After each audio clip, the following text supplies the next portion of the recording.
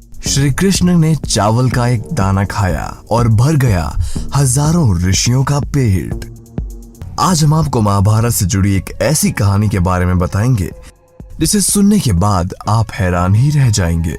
जी हाँ, तो आइए जानते हैं इस पूरी कहानी के बारे में। भगवान श्री कृष्ण की कई सखियां थीं। उन्हीं में से एक सखी थी द्रौपदी, जिसका साथ श्री कृष्ण ने हर कदम पर दिया था। एक बार की बात है, जब पांडव पुत्र वन में रहते थे, तब महर्षि दुर्वासा ने अपने 10,000 शिष्यों को साथ लेकर पांडवों के पास पहुंचे। इसमें भी दुर्योधन की चाल थी। दुर्योधन ने ही उन्हें वहां भेजा था और वे सभी ऐसे समय पर गए थे जब द्रौपदी समेत सभी पांडव भोजन के बाद विश्राम कर रहे थे। युधिष्ठिर के पास उस वक्त सूर्य देव से प्राप्त एक ऐसा चमत्कारी अक्षय पात्र था जिसमें जितना चाहे उतना भोजन प्राप्त कर सकते थे, लेकिन शर्त ये थी कि उसमें तब तक ही भोजन प्राप्त किया जा सकता है जब तक द्रौपदी भोजन नहीं कर लेती। द्रौपदी के भोजन करने के बाद उस पात्र का उस दिन के लिए कोई भी महत्व नहीं रहता था। उस वक्त द्रौपदी ने भी भोजन कर लिया था, फिर भी युधिष्ठिर ने दुर्वासा ऋषि को उनकी शिष्य मंडली सहित भोजन के लिए आमंत्रित कर दिया था। दुर्वासा ऋषि अपने सभी शिष्यों के साथ गंगा तट पर पहुंच गए थे। इसी बीच द्रौपदी सहित सभी पांडवों को ध्यान आया कि भोजन की व्यवस्था कैसे की जाए। किसी ने भी इसका विचार नहीं किया था। द्रौपदी भोजन कर चुकी थी, इसलिए सूर्य के दिए गए उस बर्तन में भी उन लोगों के भोजन की व्यवस्था नहीं हो पाई। तब ऐसे में द्रौपदी बड़ी चिंता में पड़ गई। अगर ऋषि दुर्वासा बिना भोजन किए वापस लौट जाते हैं तो बिना श्राप दिए वह नहीं मानेंगे। ये सोचकर द्रौपदी मन ही मन में भयभीत हो गई थी। उन्होंने अपने सखा श्री कृष्ण को स्मरण किया और उनसे संकट में बचने की प्रार्थना की।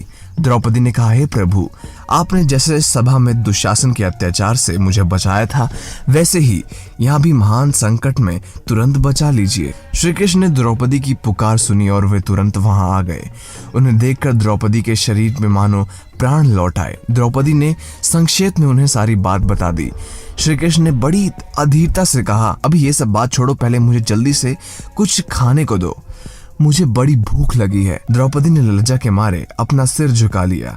उसने रुकते रुकते कहा, प्रभु, मैं अभी भी खाकर उठी हूँ, अब बर्तन में कुछ भी नहीं बचा। श्री कृष्ण ने कहा, जरा अपना बर्तन मुझे दिखाओ तो सही। द्रौपदी उस बर्तन को ले आई। श्री कृष्ण ने तले में देखा तो उन्होंने उन चावल के दाने को मुंह में डाल लिया। कुछ चावल के दाने और साग के पत्ते थे। इस साग के पत्ते से संपूर्ण जगत के परमेश्वर तृप्त हो जाएं। इसके बाद उन्होंने सहदेव से कहा, भैया, अब तुम मुनिवरों को भोजन के लिए बुला लो। सहदेव ने गंगा तट पर जाकर देखा तो उन्हें कोई मिला ही नहीं। तब बात ये हुई, जिस समय श्री कृष्ण ने साग और पत्ता अपने मुंह में डाल लिया था, उसी समय मुनिवर और ऋषियों का पेट अपने आप भर गया था। उन्हें अकस्मात ऐसा अनुभव होने लगा कि मानो उनका पेट भरने लगा है, और अगर ऐसे में हम वहां पर जाएंगे तो फिर द्रौपदी को ये अच्छा नहीं लगेगा। दुर्वासा ऋषि ने अपने और भी ऋषियों को बोला कि अब हमें वापस चले जाना चाहिए, क्योंकि वे ये जानते थे कि पांडव कैसे हैं, और ऐसा नहीं है कि वे हमें थोड़ा बहुत खिलाकर वापस भेज देंगे। ऐसे में सभी लोग वहां से चुपचाप भाग गए। दोस्तों, आपको ये कहानी कैसी लगी? अगर आप नए हैं हमारे चैनल पे तो इसको सब्सक्राइब कर लीजिए, वो बेल आइकन जरूर दबा लीजिए ताकि आपके पास सारी जरूरी नोटिफिकेशंस पहुंचती रहें।